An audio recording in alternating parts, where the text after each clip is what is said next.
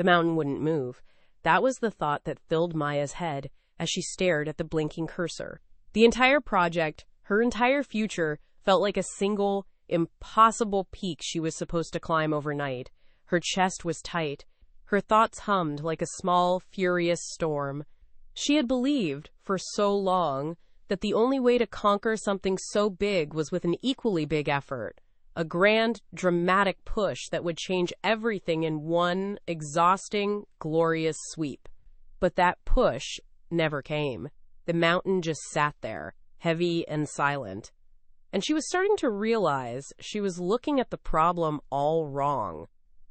For years, Maya had been captivated by the myth of the big push. She devoured stories of overnight successes and dramatic turnarounds. She believed transformation had to be visible, loud, and immediate. The pressure she put on herself was immense. Every morning began with a silent demand. Today will be the day you break through. She would sit at her desk, muscles tensed, trying to force creativity, to wrestle a solution into existence through sheer willpower. The cycle was familiar. A burst of frantic activity, fueled by anxiety and caffeine, followed by a crash. The crash brought a quiet despair. She would look at the tiny amount of progress and feel like a failure. The mountain seemed even bigger the next day, more impossible. The weight of her own expectations was becoming heavier than the task itself. She was trying to push the mountain, and the mountain was pushing back. She felt stuck in the space between effort and exhaustion. The more she tried to force a breakthrough, the more elusive it became. The goal wasn't just distant, it felt hostile. She started to dread the work, the constant internal pressure to perform a miracle. The myth wasn't motivating her, it was paralyzing her. It told her that if she couldn't move the mountain today, she was failing. And so, every day felt like a failure. One evening, utterly spent, she put her head down on the cool wood of her desk. The storm in her mind was quieter now, just a dull, tired roar. She had given it her all, her biggest push, and nothing had changed. In that quiet moment of surrender, a different thought emerged, fragile and small. What if the mountain wasn't meant to be moved? What if the goal wasn't to conquer it in one go, but to find a path through it? The idea was simple. It felt almost foolish. But the old way was clearly not working. The next morning, she made a decision born not of motivation, but of desperation. She would let go of the big push. She would ignore the mountain entirely. Instead, she would focus on one thing she could control: her breath. It was the smallest, simplest action she could think of. The plan was embarrassingly modest. Before she even looked at her screen, she would sit and breathe. In for 4 counts, hold for 2, out for 6.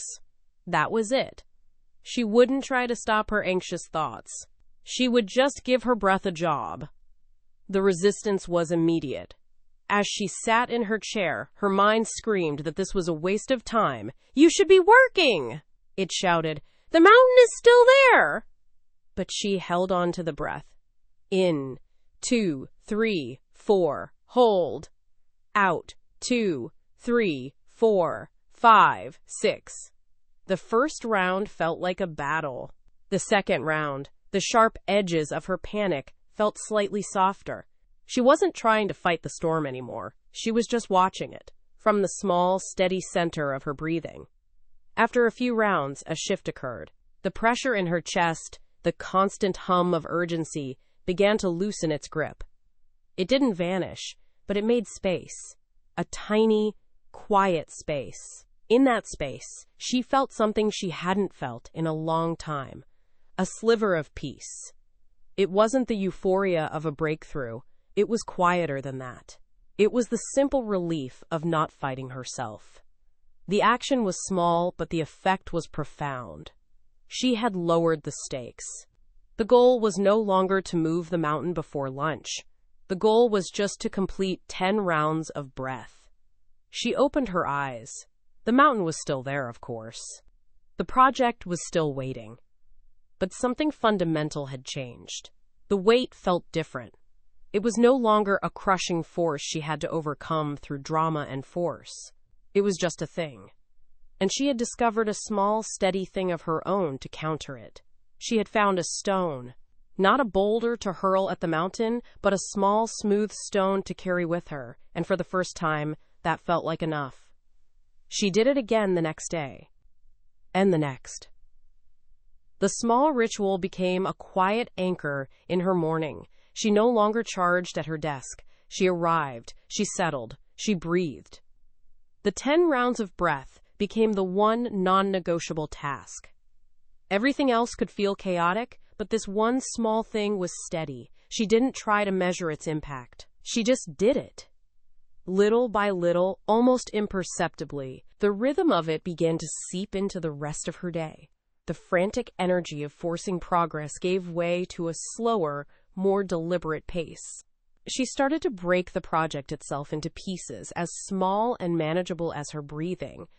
Instead of write the proposal, it became outline the first section. Instead of a monumental task, it was a series of small stones she could lay, one after the other.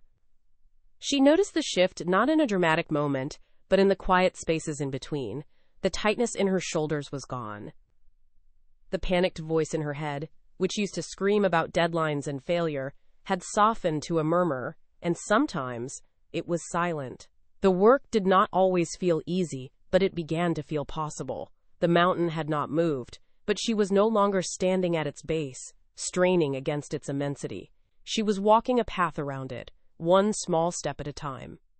The weight began to feel different. It was no longer a crushing burden she had to carry all at once. It was distributed across these tiny, consistent actions. Each small effort, each completed breath, each written paragraph lifted a tiny portion of the load. The accumulation was quiet. There was no fanfare. But one afternoon, she looked up from her work and realized the light in the room had changed. Hours had passed, not in a frantic struggle, but in a state of focused calm. The heavy thing was still there, but it was lighter. Not because it had changed, but because her relationship with it had. Weeks later, she reached the end. The project was complete. She sat back and looked at what she had built, stone by stone, breath by breath. It was not the result of a single heroic effort. It was the accumulation of 100 small, steady days. The transformation felt deep and true. She understood now that heavy things do not yield to force. They yield to consistency. They yield to the gentle, persistent application of effort that doesn't demand a grand finale. The real change was not in the finished work on her screen. It was inside her. The relationship with effort itself had been transformed. The pressure to be constantly, quote, to perform, to achieve in a dramatic sweep had dissolved. In its place was a quiet confidence. She knew she could rely on the practice. She knew that showing up for the small, steady thing would always be enough to carry her through. The method had become the message. The weight was not something to be lifted and cast aside forever. It was a part of life, and she had found a way to carry it without being crushed by it. She felt light, not because the world was weightless, but because she had discovered her own strength. The mountain hadn't moved, but she had built a path straight through it. That is the quiet power of consistency. I encourage anyone feeling the weight of a big goal to try it. Pick up one small stone, then another. Your path is waiting. Subscribe for more stories on finding strength in the steady, not the strenuous.